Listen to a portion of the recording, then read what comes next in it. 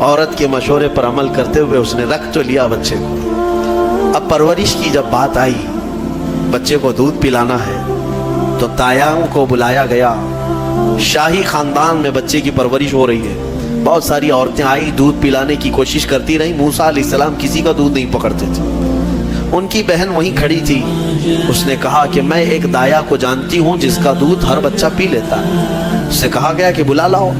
وہ جا کر اپنی ماں کو بلا لائی، اپنی ماں کو لے آئی، اور ان کی ماں آئی، موسیٰ علیہ السلام کو اپنے سینے سے لگائی تو دودھ پینے لگ گئے۔ تو سب میں یہ بات مشہور ہو گئی کہ یہ یہاں کی مشہور دایا ہے، اور یہ خاندان کے اندر رہے گی، شاہی خاندان میں، محل میں رہے گی، اور بچے کو پلانے کی اجرت بھی دی جائے گی، اجرت بھی دی جائے گی۔ فرعون کے گھر میں پرورش بھی، اور انہی کی ماں سے دودھ بھی پلانا، پھر پلس اس کی اجرت بھی دلانا، یہ شان ہے رب ذوالجلال کی۔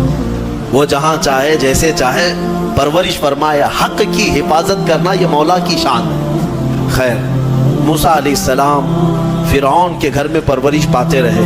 جب آپ کی عمر 2 سال کے قریب کی ہوئی، فرعون اور اس کی بیوی بیٹھے ہوئے تھے۔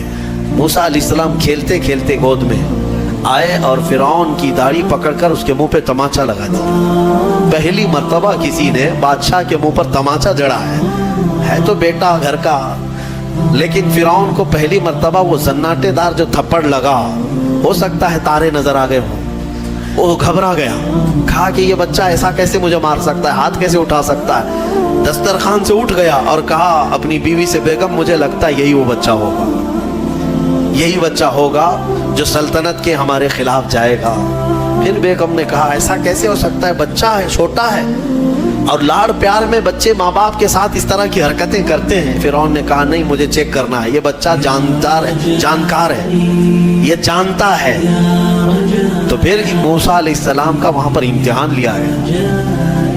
فرعون کی بیوی بچانے پر لگی ہوئی تھی۔ فرعون نے کہا کہ ٹھیک ہے، دیکھتے ہیں یہ کہ بچے کو سمجھ ہے یا نہیں ہے۔ امتحان کے لیے بیگم نے کہا ایک کام کرو، ایک برتن میں آگ کے انگارے دہکتے ہوئے کوئلے وہ بھی لائے جائیں، اور ایک برتن میں سفید پھول لائے جائیں۔